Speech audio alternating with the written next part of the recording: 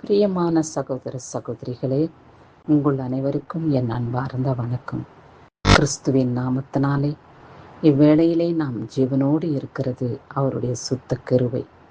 அவருடைய கிருபை மாத்திரம் நமக்கு இல்லை என்றால் நம்முடைய வாழ்க்கை மற்றவர்கள் பரிதபிக்கக்கூடிய நிலையாக மாறிவிடும்.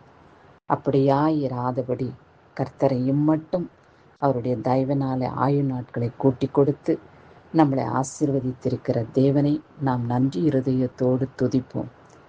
கர்த்தர் என்ன வார்த்தையை கொண்டு கர்த்தராகிய இயேசு கிறிஸ்து நம்மிடத்தில் பேசுகிறார் என்பதை பார்ப்போம். சங்கீதம் 29 11 கர்த்தர் தமது ஜனத்துக்கு பலன் கொடுப்பார். கர்த்தர் தமது ஜனத்திற்கு சமாதானம் அருளி அவர்களை ஆசீர்வதிப்பார் என்று சொல்லப்பட்டுள்ளது. பலவீனம் அடைந்திருக்கும், சோர்ந்து போன நிலையில் இருக்கும் ஒவ்வொரு மனிதனையும் பார்த்துதான் கர்த்தர் இந்த வார்த்தையை பேசுகிறார். நான் பலனற்ற மிகவும் வியாதியின் படுக்கையில் படுத்து இருக்கிறேன். மனுஷர்களாலும் உறவினர்களாலும் தள்ளப்பட்டு டாக்டர்களாலே கைவிடப்பட்டு இருக்கிறேன் என்று மிகவும் துக்கத்தோடு இருக்கிறவர்கள் இந்த வார்த்தையை உங்களுக்கு தான் என்று அறிந்து கொள்ளுங்கள். பலவீனமாய் இருக்கிறவனுக்கு நான் பலன் கொடுக்கிற தேவனாய் இருக்கிறேன். பலத்தை மாத்திரமல்ல, சமாதானத்தையும் அருளி அவர்களை ஆசீர்வதிக்கக்கூடிய ராஜாவாக இருக்கிறேன் என்று அவர் நமக்கு உறுதி கொடுத்திருக்கிறார். ஒருவரிடத்திலே நாம் ஒரு உதவியை கேட்கும்போது அவர்கள் கொடுப்பேன் என்று சொன்னார்களானால் நம்முடைய இருதயம் மகிழ்ந்து கலிகூரும். அவர்களிடத்திலிருந்து நாம் உதவி பெற்றுக்கொள்ளவில்லை, அந்த வார்த்தைக்கு மாத்திரம் நம் இருதயம் சந்தோஷப்படும். அவர் செய்கிறேன் என்று சொன்னார். அந்த அம்மா நமக்கு உதவி செய்ய ஆவலாய் காத்திருப்பதாக சொன்னார். அவர்கள் செய்வார்கள் என்று நாம் மற்றவர்களிடத்திலும் சொல்லி மகிழ்வோம். அதுபோல கர்த்தராகிய இயேசு கிறிஸ்து நம்மை உருவாக்கினவர், நம்மை சிருஷ்டித்த மகாராஜா. மனுஷனை நம்புவதை பார்க்கிலும் என் பேரில் பற்றுதலாயிரு என் மகளே மகனே என்று சொல்லியிருக்கிறார். அவர் சொன்னபடி அவர் பேரில் நாம் பற்றுதலாய் இருக்கும் பொழுது, நாம் பலவீனம் அடையும் நேரங்களிலே, சோர்ந்து போகும் வேளையிலே அவருடைய பலனை நமக்கு கொடுத்து அவருடைய வல்லமையினாலே நம்மளை நிரப்பி நம்மளை சந்தோஷப்படுத்தி பாதுகாத்து போதுமான சமாதானத்தினாலே நிரப்பி நம்மளை வழிநடத்த அவர் வல்லமை உள்ளவராய் இருக்கிறார்.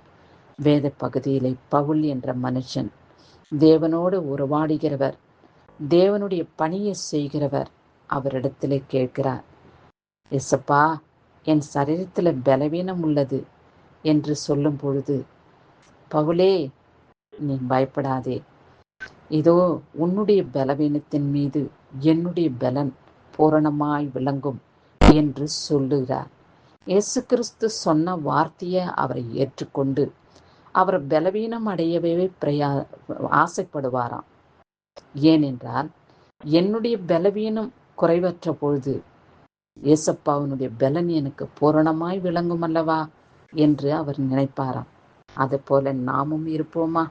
நாம் பலவீனமற்று இருக்கும் பொழுது அவரை நோக்கி கூப்பிடுவோம். அப்பொழுது அவருடைய பலத்தை நமக்கு கொடுத்து நம்முடைய பலவீனத்தை நீக்கி நம்மளை பலப்படுத்த அவர் வல்லமை உள்ளவராய் ஏசப்பா நம்ம வாழ்க்கையிலே கடந்து வருவார். பலப்படுத்துகிறது மாத்திரமல்ல, சமாதானத்தையும் நமக்கு கொடுக்கிறவராய் இருக்கிறார்.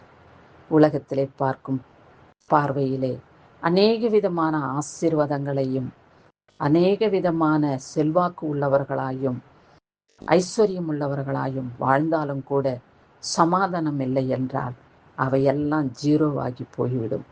அப்படி இராதபடி நமக்கு கர்த்தர் பலத்தையும் சுகத்தையும் ஆசீர்வாதத்தையும் சமாதானத்தையும் கொடுத்து உன்னை ஆசீர்வதிப்பேன் என்று சொன்ன மகாராஜாவாகிய இயேசு கிறிஸ்து அவருடைய இருதயத்திலே அவருடைய மனதிலே அவர் சிந்திக்கும் பொழுது நாம் எப்படியாய் ஆசீர்வதிக்கப்பட்டிருப்போம்.